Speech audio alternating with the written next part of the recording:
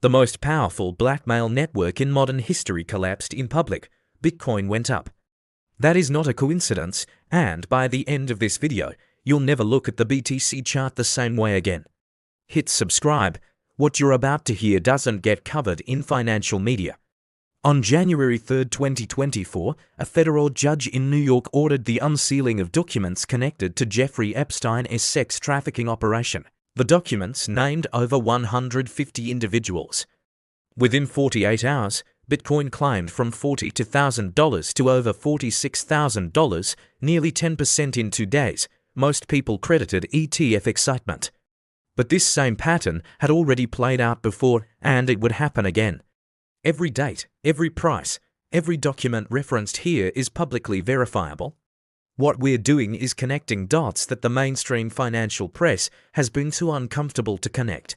To understand why the Epstein files move Bitcoin, you first need to understand what the files actually are and how they were released, because this wasn't one event. It was a slow, multi-year drip of court documents, depositions, and judicial orders, each one landing like a fresh grenade into the credibility of Western institutions. Jeffrey Epstein was arrested for the first time in 2006 in Palm Beach, Florida, on charges of soliciting prostitution from a minor. What followed was one of the most controversial prosecutions in American legal history. Alexander Acosta, then the U.S. Attorney for the Southern District of Florida, offered Epstein a plea deal widely condemned as a sweetheart arrangement to 18 months in a private wing of a county jail, work release privileges, and immunity for any co-conspirators. The victims were not informed. The deal was signed in 2008. Epstein walked. This matters for the Bitcoin story because it was the first documented proof that Epstein existed inside a protection system.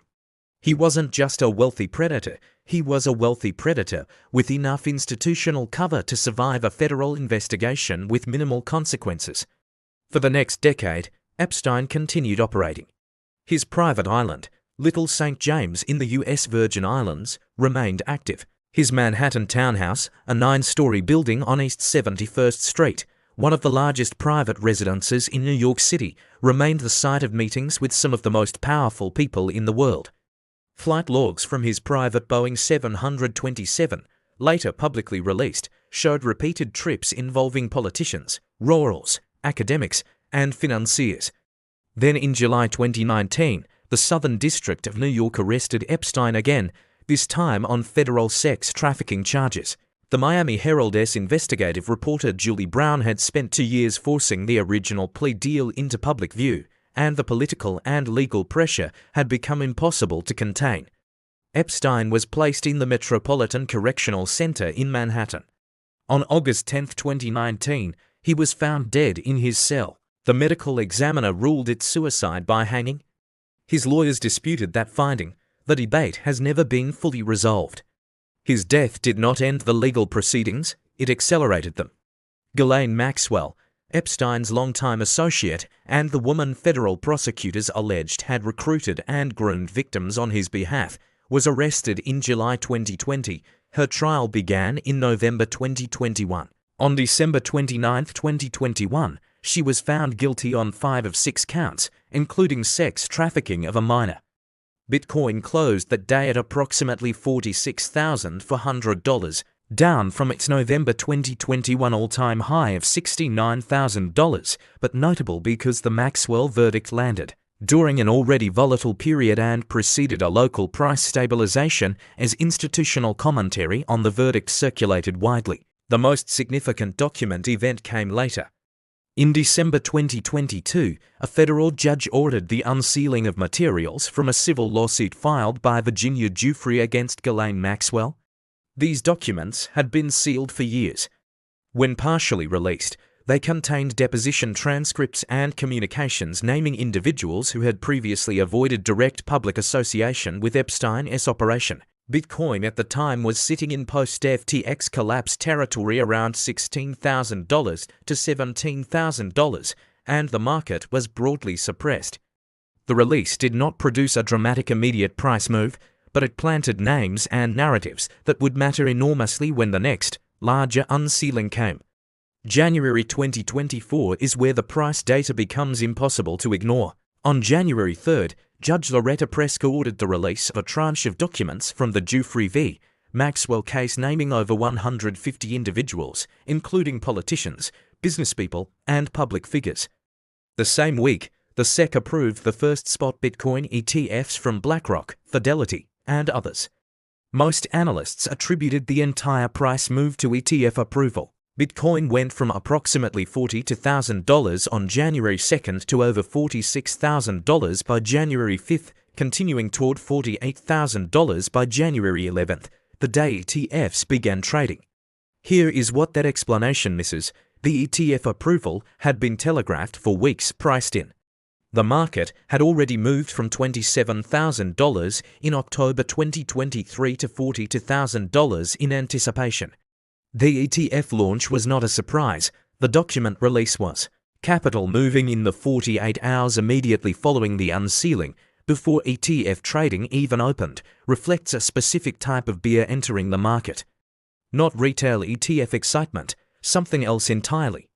On January 8th, a second batch of documents dropped, more names, more depositions.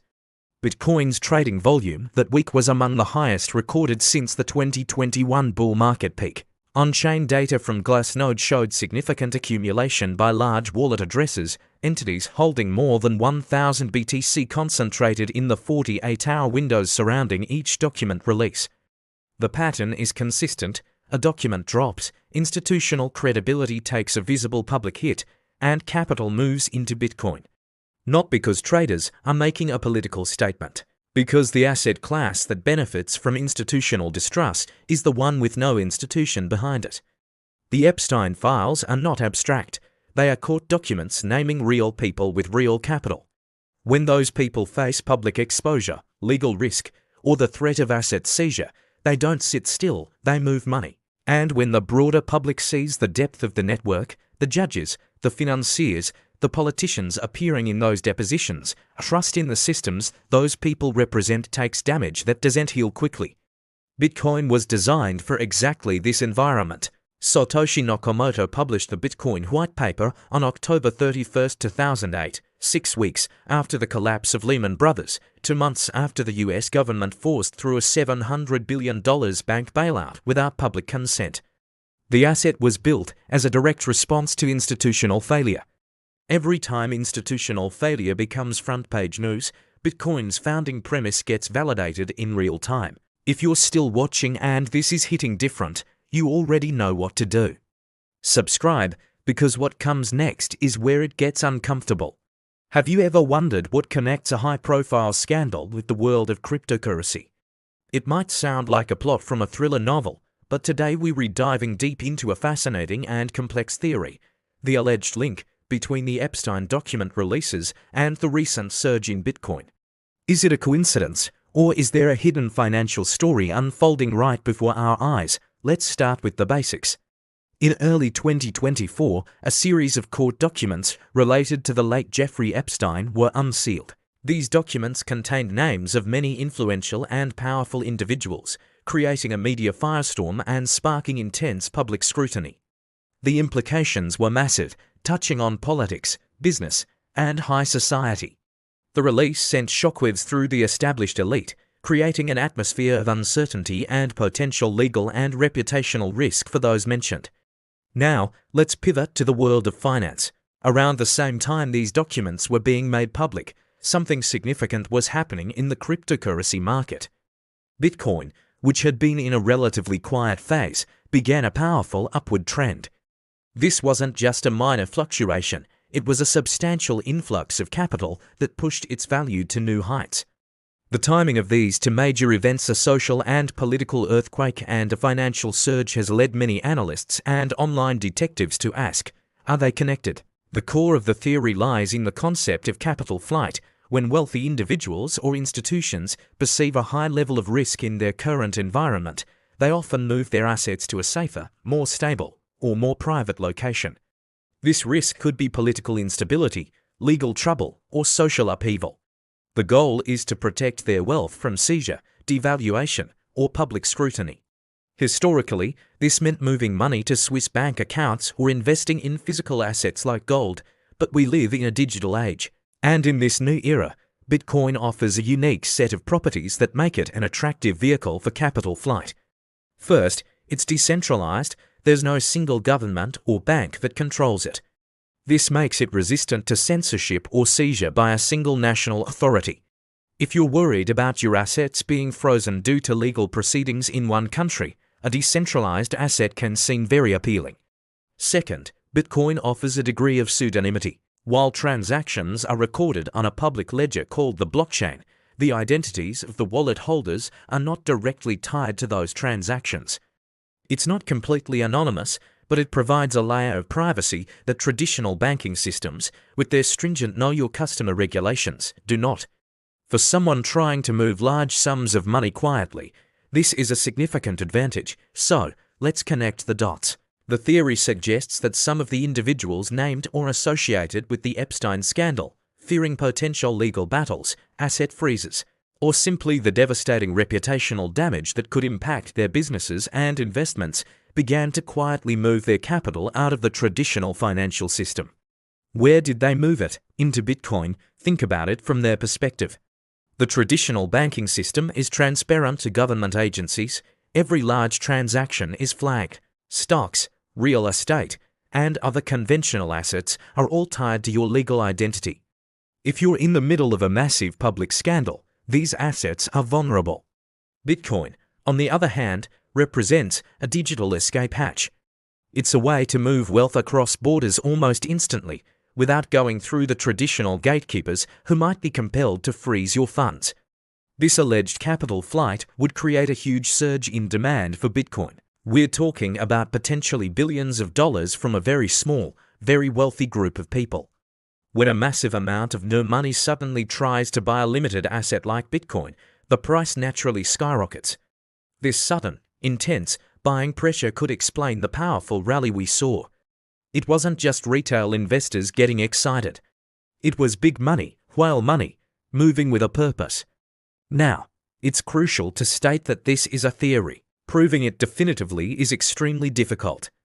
The very nature of Bitcoin's pseudonymity makes it hard to trace the exact source of funds. We can see large transactions on the blockchain, but we can't definitively say this wallet belongs to person X who was named in the documents. What we have is a compelling correlation in timing and a logical motive. Analysts who support this theory point to specific on-chain data. They look at the creation of new, large wallets, so-called whale wallets, that appeared around the time of the document release and immediately began accumulating massive amounts of Bitcoin. They also point to the nature of the price action itself.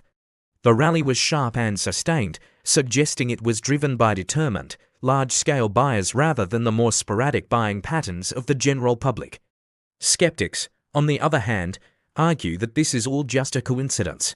They point out that the Bitcoin rally coincided with another major event, the approval of spot Bitcoin ETFs by the US Securities and Exchange Commission. These exchange-traded funds made it much easier for mainstream investors and institutions to get exposure to Bitcoin, opening the floodgates for a different kind of capital. They argue that the ETF approval was the primary driver of the price surge, and the Epstein documents are just a coincidental sideshow. This is a valid counter-argument. The ETF approval was undoubtedly a landmark event for crypto and brought a new level of legitimacy and access to the asset.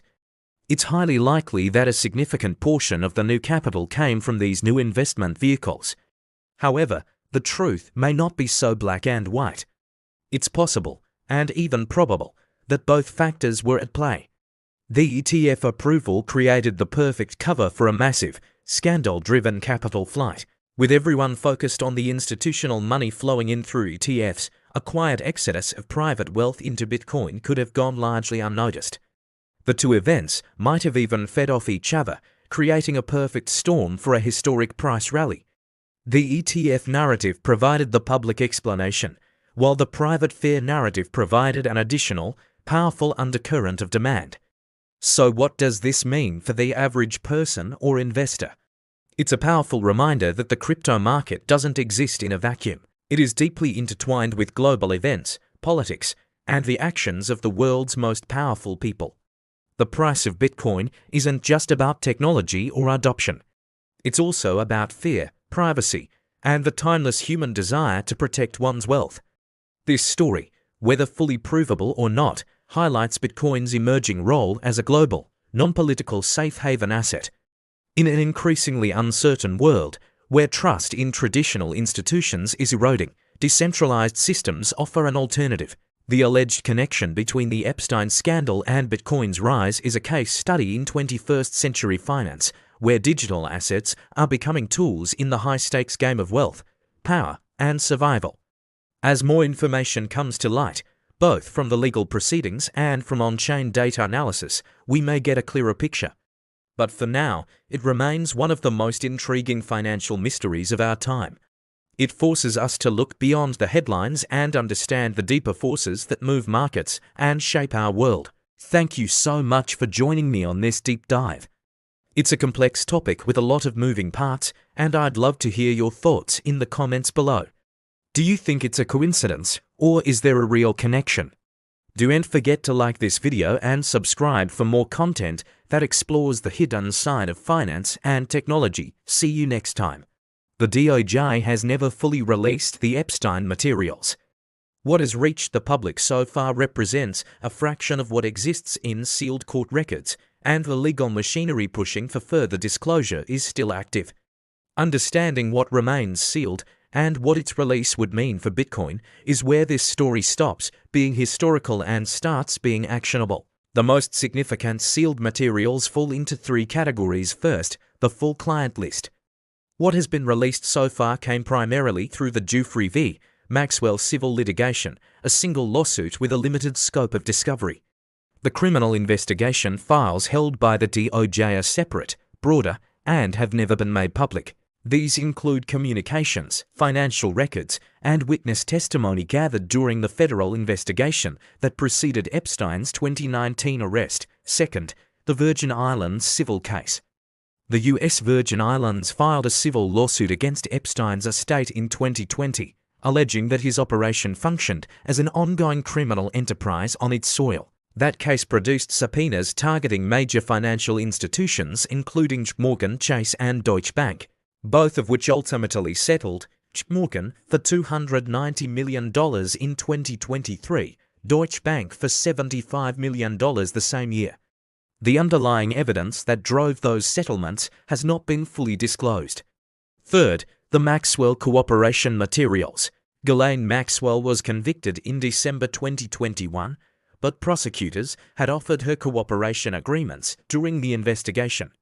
The extent of what she provided, and to whom it pertained, remains sealed under ongoing judicial orders. Each of these categories carries different market weight. The full DOJ criminal files would be the highest impact release. They potentially name individuals not touched by the civil litigation and carry the weight of federal criminal investigation rather than civil discovery. The Virgin Islands materials are significant because they directly implicate financial institutions whose own conduct is under scrutiny, adding a banking system credibility dimension on top of the political one. The Maxwell cooperation materials are unpredictable in their target range, which makes them arguably the most volatile trigger of the three.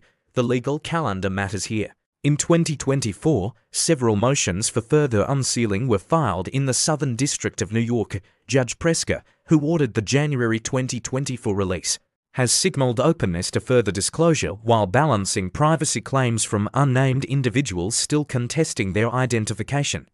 Court watchers tracking the docket have noted active filings as recently as late 2024, with rulings expected in 2025 and beyond. The FOIA litigation separately targeting DOJ and FBI records related to Epstein has also produced partial releases and remains ongoing in federal court. How to read these events before they hit mainstream coverage is straightforward. PACER, the Federal Court Electronic Records System, is publicly accessible and indexes all filings in the relevant cases, primarily 18 CVO 9170 in the Southern District of New York, which is the Jeffrey v. Maxwell docket where most document releases have originated. Motions to unseal, judicial orders, and scheduled hearings all appear there before they reach news outlets. Court reporters covering the Southern District also publish filing alerts.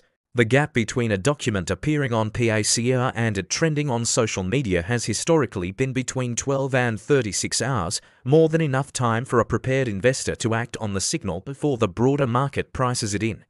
The volume behavior around past releases gives you a benchmark for what to watch. In the January 2024 window, BTC spot volume on major exchanges spiked roughly 40% above the 30-day average in the 24 hours following the January 3rd unsealing order, before ETF launch volume compounded it further on January 11th on-chain. The accumulation addresses added to their positions in a tight window. If a comparable unsealing occurs without a simultaneous macro catalyst like ETF approval, the Bitcoin price signal will be cleaner and more directly attributable. That is the scenario the remaining sealed materials set up. The people whose names are still in those files are not passive. Many have already filed motions to prevent their identification, arguing privacy interests against public disclosure. Some have succeeded temporarily, others have been overruled. The legal fight over each tranche of documents is itself a signal. The more aggressively a name is being protected, the more significant the underlying exposure. When those protections fail and names enter the public record, the market response follows the same logic it always has. The Epstein story has one more dimension that rarely gets discussed in financial contexts. The network's documented reach into financial institutions. The J-Morgan relationship alone spanned over a decade and involved senior-level access, means that future disclosures are not just about individuals. They potentially implicate institutional processes at major banks. A release that names a sitting executive at a systemically important financial institution does not just trigger Bitcoin accumulation. It triggers active capital rotation out of that institution's products. The beneficiary of that rotation, for all the reasons covered in this video, is the same asset it has been every time. The unsealing calendar is not finished. The pattern is not finished, and neither is this story. What started as a criminal case against one man became the most concentrated exposure of institutional rot in modern history. Judges, financiers, politicians, and the banks that serviced them all left fingerprints in documents that a federal court has been releasing piece by piece for years. Every release has hit the same asset harder than any other, not by coincidence, by logic. Bitcoin was built for the moment when trust in institutions runs out. The Epstein files are that moment, playing out in slow motion, one court order at a time. The chart has responded every single time. There is no reason to believe it will stop. If this video changed how you read the news, subscribe, because the next unseizing is already on the docket.